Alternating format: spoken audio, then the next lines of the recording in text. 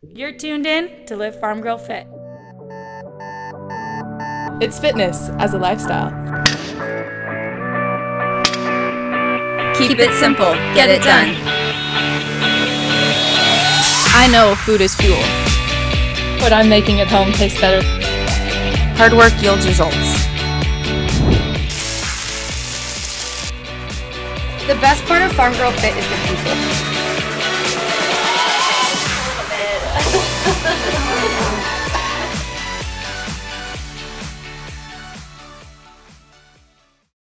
Welcome to Live Farm Girl Fit. I'm Janessa. And I'm Jenny.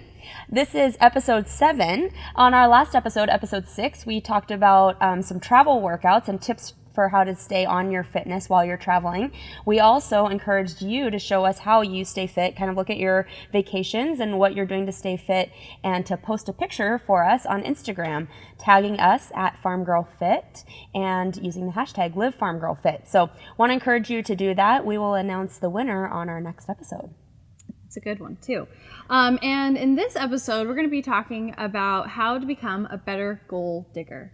Not gold. Not gold, goal digger. Successful in setting good, meaningful goals. Dig deeper in how you set your goals and what your goals are. So to start out, we're going to talk about how you first define your goals, or how you come to your goals, or what they are. Yeah. So we want to start by talking about how to set your goals, and then, of course, steps that you can take to actually achieve your goals, because that's the other very important part of it.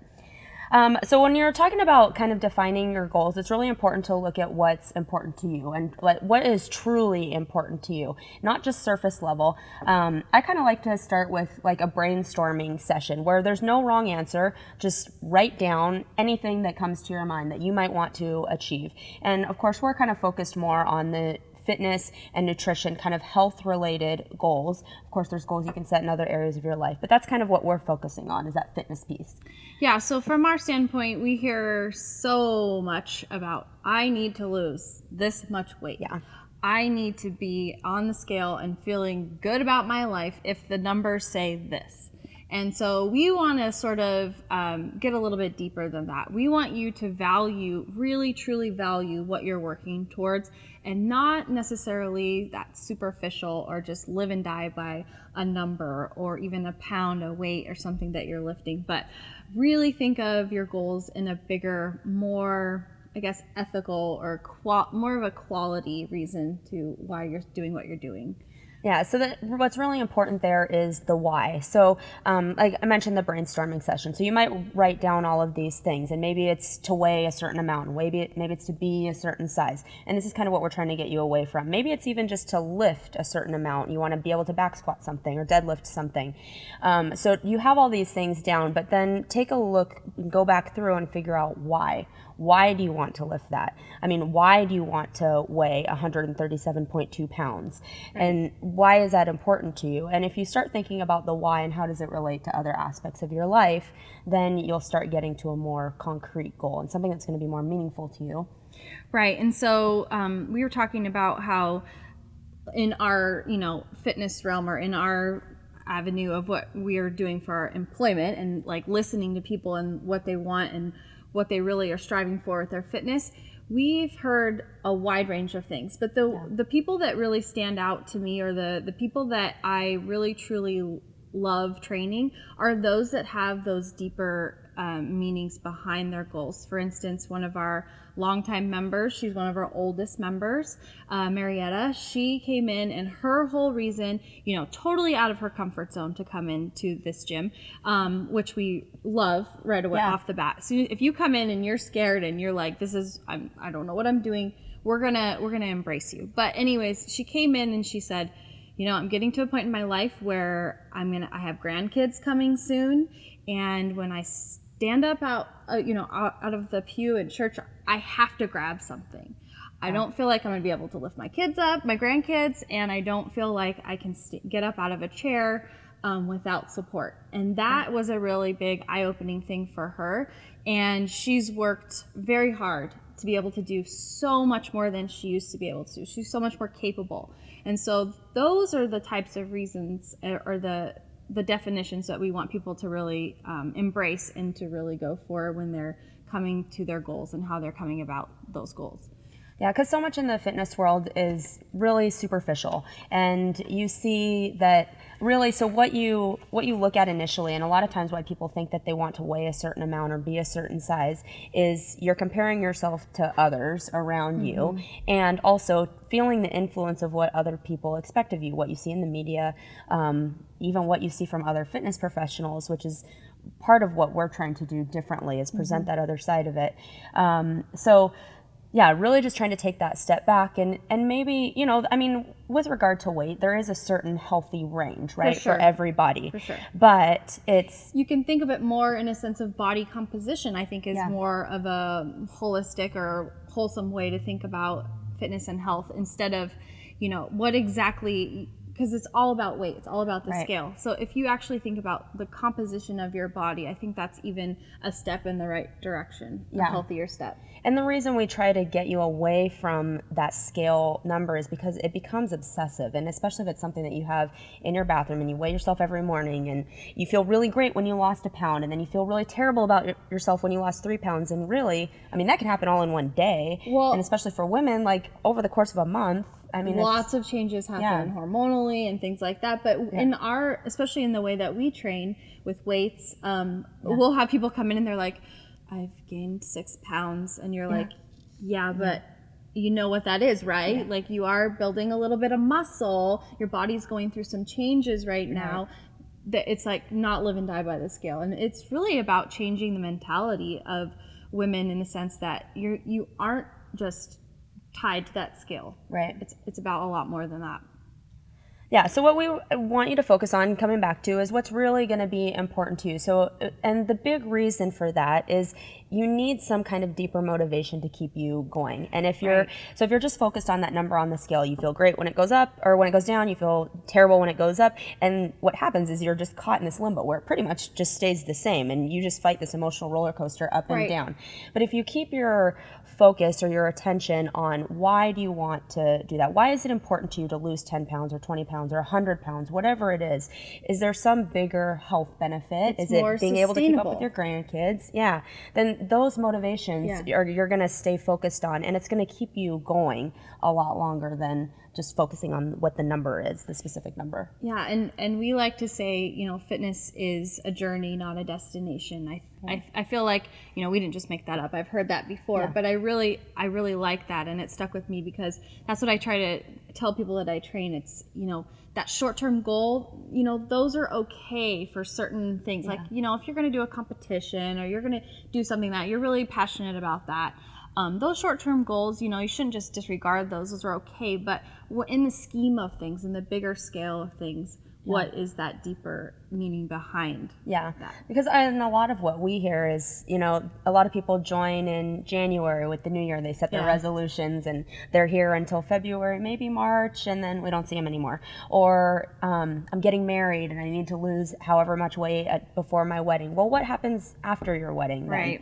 So it's that can be a very good intermediate goal, but maybe it's not the end goal. You need something bigger than that to keep you focused and keep you driving. Right. So thinking deeper and bigger about those goals.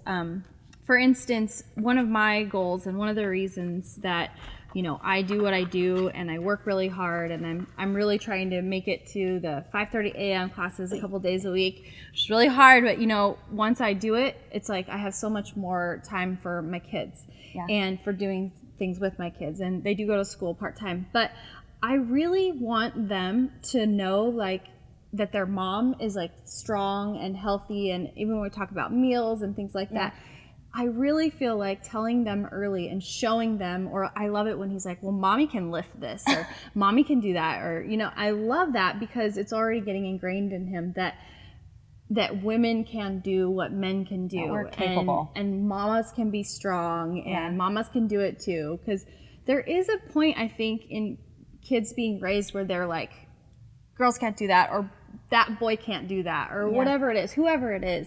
And I feel like for me, that's a deeper motivation. I definitely want my boys to treat women really well.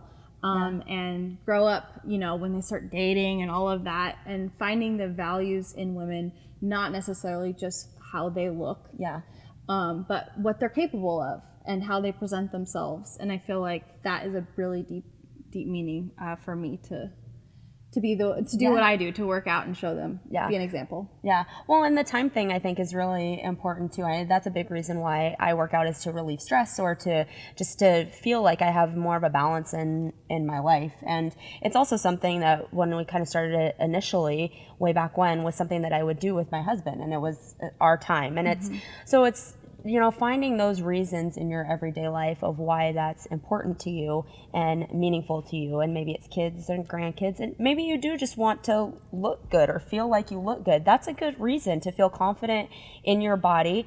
But it's being confident in the body that you have and what your body is capable of, not necessarily what comparing yourself to somebody else. Right. Some, you know, Instagram posts that you saw, you know, that those motivations are fleeting, and those can come and go so easily. And comparing yourself just the act of comparing yourself is not a good reason to set a goal. Right. And it's something that, I mean, you can kind of see trends too in like, in terms of body types and what is a desired body type for women or for men, likewise. But, you know, things change, and that's just how socially, you know, for whatever reason, our population is back like in the 80s or I think 70s. Yeah, and then there's the Victoria's Secret, it's like super voluptuous. And then now there has been like more of a move towards strong body types, which we appreciate, and because it's helping you kind of refocus and maybe not focusing so much on the looks, but there is a certain aspect of it. Right. People are working out more. Women are working out more. They're using weights. So at least they got that going for them. Yeah. But then when you see some of these posts and you're like, oh, really? Yeah. Like, is that really how you want to be presented? And I was telling somebody the other day, like, I personally would never post something like that, because I feel like, well, your kids are going to see that one day, or people are going to see that one day and be like, maybe get a negative vibe from that. So yeah, well, and just think about how unhealthy it is for your body to try. If I'm trying to be twiggy, and then I'm trying to be like voluptuous and build my curves, and then I just want to have a super muscular body. I mean, there's like, my body can only do what it can do, and so I want to feel good and feel confident and feel like I look good for what my body is. But it's that important component to it. And I think the role model thing is really important when you're thinking about anything that you post on social media, but especially as it pertains to how you look or what your health and fitness goals might be. Think about who else is seeing that, and if it's your daughter, would you want her to follow in those same footsteps? Or do you want to see her belly pick? And like, do you want her to know that you're really working hard to lose 15 pounds so you look good in a bikini? Would you want your daughter to say, I'm going to go work out so I look good in a bikini? Like, sort of reevaluate the language that you're using, and really what the deeper meaning is behind your goals. Yeah. And to what you're doing. You know, they see you getting up in the morning, they see you preparing healthy meals. Talk to them, tell them why. Like, being a role model, or, you know, accountability buddy with somebody, I think is a really great way for both of you to stay connected and sort of have the same sort of values or core beliefs. Yeah, absolutely. And it's a huge part of what we do here, and why the community aspect is so important. And we are part of it kind of on the front end, leading in, trying to set by example, but also just being a recipient of that and what the other ladies are putting out. And it's helping both ways. Your vibe attracts your tribe.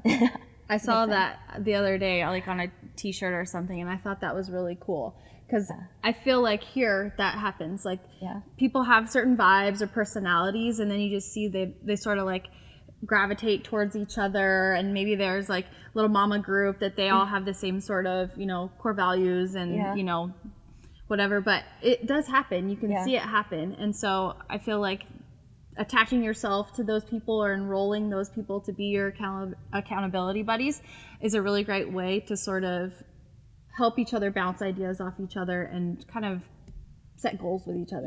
Yeah. So which leads to kind of the how to achieve your goals. So you've gone through this brainstorming session of your goals, and you have something that picked out, and you've really thought about the why, and it's something that's very valuable to you. So you have this goal now, but now how can you achieve it? And the first step that we would, or tip that we would give you, is to find some kind of support group or friends or accountability buddy, but somebody who thinks like-mindedly to help you stay accountable and who's going to give you support. So they're not going to take jabs at you or say backhanded comments about not getting your goal or, oh, you're not going to do this because you're working on your goal. You don't want that person in your life. You want somebody who's going to support you, lift you up, empower you. And have like regular check-ins or meetups. If you don't work out together, just, once a week, call each other, or maybe it's on social media or whatever, but stay regular with just kind of touching base with each other. It doesn't have to be, every day or even once a week. I feel like the bigger the goal or the, obviously it takes a little bit more time. It's not going to happen overnight a lot of times. But yeah, just having something that you guys are both into, a way of communication that is, encouraging to the other person as well. Yeah. And even if I think that piece is really important, but even if you aren't going to necessarily see each other all the time, just saying it out loud to somebody or telling it to them, sending it in writing somehow, knowing that somebody else knows what you're working on, just instantly makes you on it. Even if they never check in with you. Exactly. Yeah. You just know that they know. So, as we said, it's not something that's short term, or it's we want to think of things as like fitness is a lifestyle, right? This is sort of all about lifestyle. So getting away from some of those short term, in a week from now I'm going to fit in these jeans or whatever it is, but enjoying the journey and celebrating the process. So really embracing. So we talked about this kind of last time, is if you dread the gym or you feel like it's a punishment or something like that, you're already at a loss. Yeah. So whatever you want to be doing, or whatever that makes you happy or makes you feel alive, and that you're really, you're sweating, and if it's spin or if it's yoga or weight training or whatever it is, figure that out, and don't get up in the morning and be like, oh, I got to do this to reach my goal. Even if you have the best meaning behind your goal, that your goal is really something that you think is sustainable and it's going to make you an overall healthier person. If you dread the process, it's not going to happen. It's going to be a bad experience. Yeah, and to not only not dread the process, but appreciate the process. So there is, we want you kind of focused on bigger long-term goals, but you do kind of want to set intermediate goals along the way. And you're not going to be totally disheartened if you come up a little bit short on one of those goals, but it's good to just have markers and things that you can kind of say, yes, I'm moving in the right direction. I'm not totally off base here. One thing I think about is I'm sort of a messy clean freak. So in a way, it's really bad, but if I can't clean something 1,000%, every little inch, everything is perfectly clean, then I won't clean it at all. So if you look at my house, one of my goals is to get really organized and to decorate my house the way I like to decorate, but I just haven't had time. But I'm moving in the right direction, because I'll take one room at a time, or one area of a room. Yeah. So if you came over to my house right now, my whole living room, kitchen, everything is super clean, except there's a massive pile of dishes.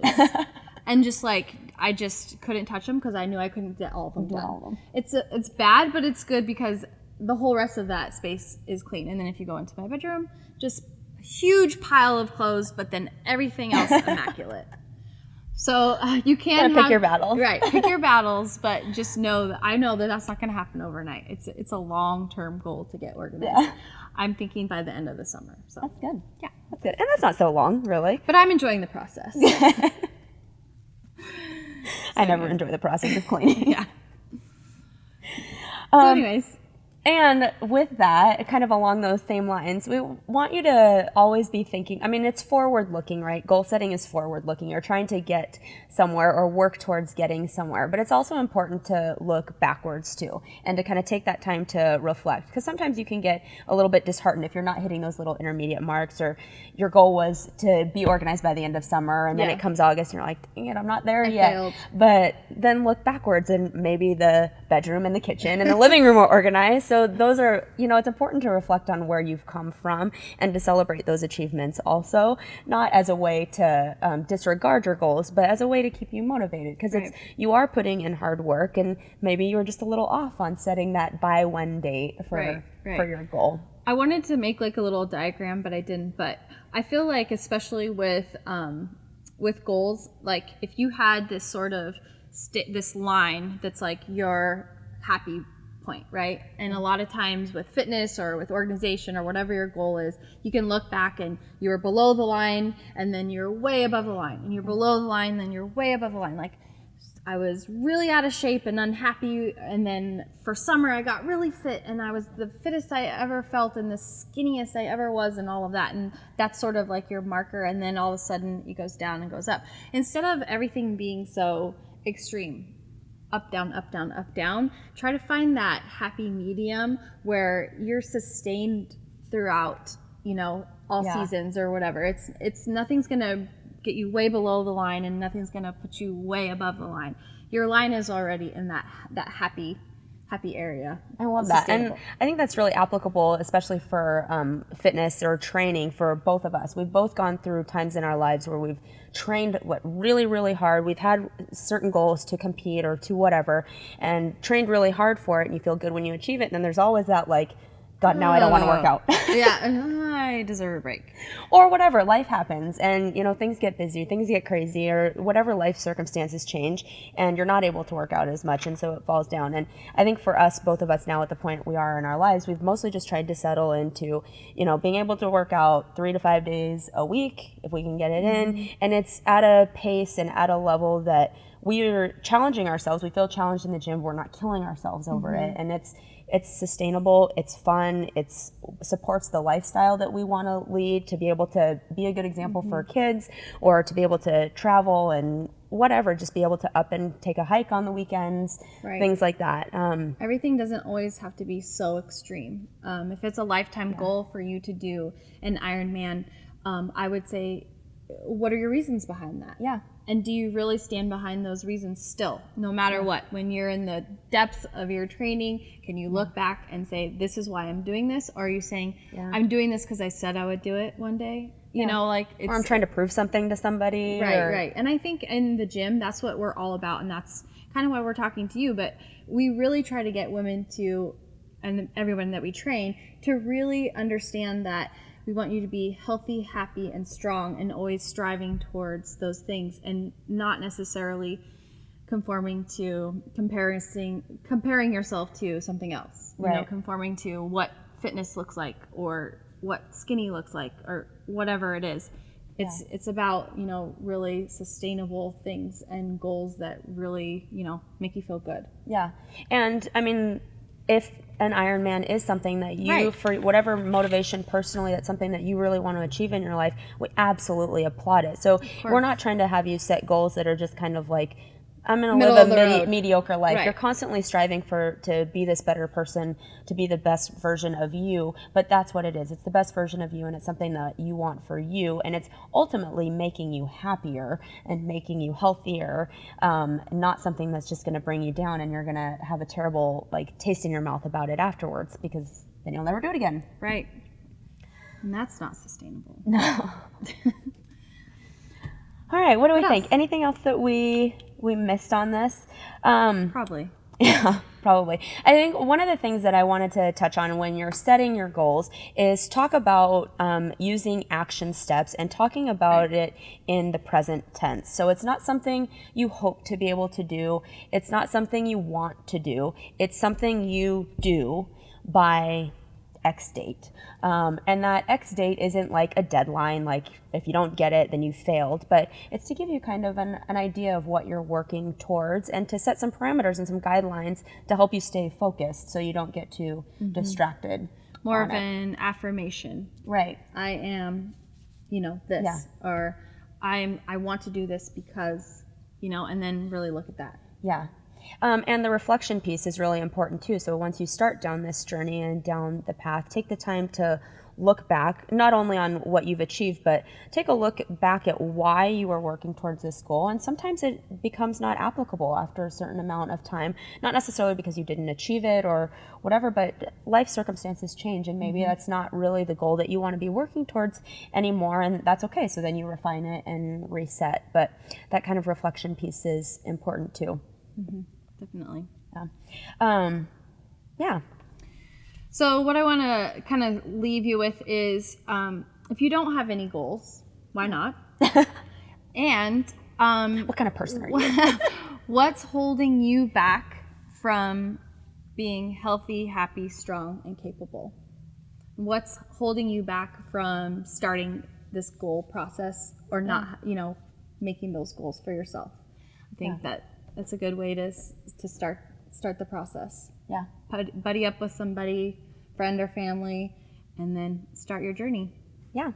And remember that it is all about the journey. So you're getting better, but it's never fully achieved. That's why we like the fitness is a lifestyle, or it's a journey. It's not a destination. So there's never you're not perfect, right? Nobody's perfect. As you move along, there will always be ways to improve it. Keep getting better. So if you have questions for us, please feel free to comment with your questions or leave feedback. You can comment on YouTube or Facebook, and make sure you're following us on Facebook and Instagram at Farmgirlfit. Yes, please. And we want to say a huge, huge thank you to everybody who's left a review for us on iTunes. We've actually broken into the top 10 for new and noteworthy. Yeah. Pretty proud of that. So thank all of you guys. And if you like what you're hearing and you haven't left us a review, we would really appreciate it. Like to see us climbing the charts, I guess. But so that we can keep bringing you guys good content too. So let us know what you're liking. Anything that you're not liking, we appreciate that feedback too. And remember, we're still looking for our first 500 subscribers on both YouTube and iTunes. So we're giving away big prize packs one prize pack to YouTube subscribers, one prize pack to iTunes. Not one for each of you. One winner from each. Hope that wasn't too confusing. First 500. Yeah, first 500. But subscribe, let us know what you think, and thanks for tuning in. Bye.